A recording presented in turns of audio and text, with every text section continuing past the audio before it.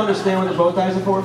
The bow ties. No, I did not. I mentioned bow ties. Now, everybody watching out there, because we don't have to promote this well enough. Right, let's promote the bow. Yeah. Thinks I wear them because I want to be Pee Wee Herman, Craig Sager, or make some kind of fashion statement. Yeah. Obviously, it is a fashion statement, but each one represents a different charity. And it's actually pretty cool. Yeah, yeah. So next time you see me on TV, you don't have to tweet at me. Right. You look blank, blank, blank, blank. There's a reason. They're for charity, guys. This guy, he's doing it for charity. Bow ties for cancer. When I come on the air on Fox, invariably, first time I'm on the air, people see my bow tie, and a lot of people still don't know what it's for, even though this is my 3rd year that I'll be doing it, and I get 100 tweets. You look like this, that, the other thing. I just keep typing for charity. It's a good look, man. Tucker Carlson? You don't want to be associated with Tucker Carlson? You work with Donnie Jones? I work with Donnie Jones, former NFL star. It's his company. Right. This guy's a really dynamic guy. Oh, phenomenal. He can tie a bow tie. Yeah, I'm still trying to figure that out. Maybe you can give me a lesson in that backstage. It's taken me years, and it's still not too good. Yeah. I may stick with the clip-ons. It's a little easier. They're a little bit better. Dad, you never taught me how to tie a bow tie. I taught you how to play baseball. Yeah, that's what I did. That was important. And you know, Scott, you know, he's still young enough. You got a spot for him in the minor leagues, maybe. You got some connections. He would still like to play. Scott, I'm working for you, Scott. Gotta get you on the ball field. I've never seen Scott play. Yeah. That's my problem, Scott. The entire sport's on human growth hormone, and I'm sitting here 5'4" or whatever. Yeah, it's not getting there. I didn't pass into that to you in the locker room. No. Nobody's sharing. No one's sharing the HGH. You could use some of that. Did you Everybody in the sport has it.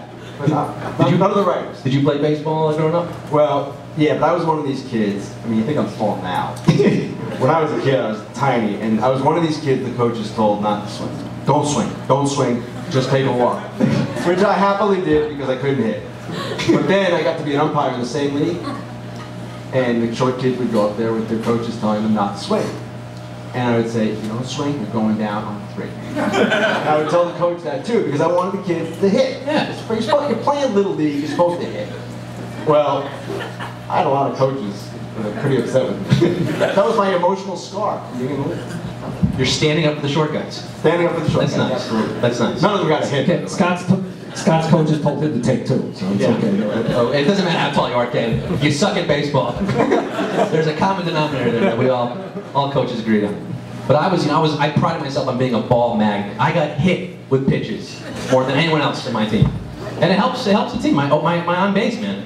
Your on base was high. My OPS, my on base. Blue rate was high too. Yeah. A lot of ice packs, but it's worth it. Ken, I want to talk briefly about, I'll get back to the Twitter thing, because this is, I mean, you've amassed this huge following by breaking news, trade news and signings. The atmosphere these days, this must be insane. Well, it is. And with baseball, and I guess with every other news area, politics, whatever, technology, there is a big value in breaking news. The problem with that is that you break news and you have it alone for maybe 1 minute, right, before somebody confirms it, and you sit there at the end of the day thinking, wow, I busted my butt to break this story, and I controlled it for 1 or 2 minutes.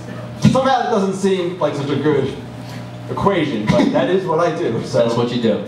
And I enjoy it, and obviously I'm on the phone all the time, texting people. Yeah. It's kind of annoying, but that's what I do. You started pretty early with Twitter? I fought Twitter, and in terms of fighting, wanting to be on it, but there came a point where if you weren't on Twitter and you're trying to break news, and you're waiting for your website to post your story, foxsports.com is my website, you were going to be, what, 15 minutes behind, 20 minutes behind, and it wasn't working. Yeah. So all of the people who cover all the different sports are on Twitter now, and that is where the stories break, not on our websites. They eventually go to our websites, but Twitter's the place that it goes first.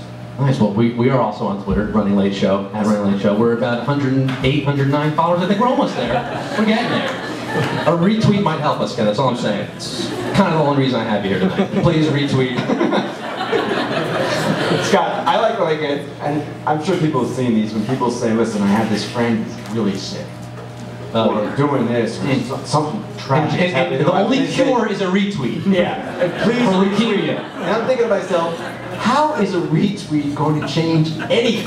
At what point did the Twitter become you spending more time on your iPhone than with your family, your wife and kids? At what point? When was that threshold? When did you cross that point? My whole life. Yeah. Unfortunately, that's kind of the reality of it, and my family understands that I have a wife and 3 kids, and 2 of them in college. Yeah. So they're kind of done with me anyway. But But you tweet at each other though. You stay in we touch. text all the time, Skype and all that stuff. But they do understand. It's the way they grew up, and sports writers lead kind of a crazy gypsy existence. Yeah. And I wouldn't pretend to say it's anything that if I were somebody trying to get married as a woman to a guy, Yeah. I would recommend.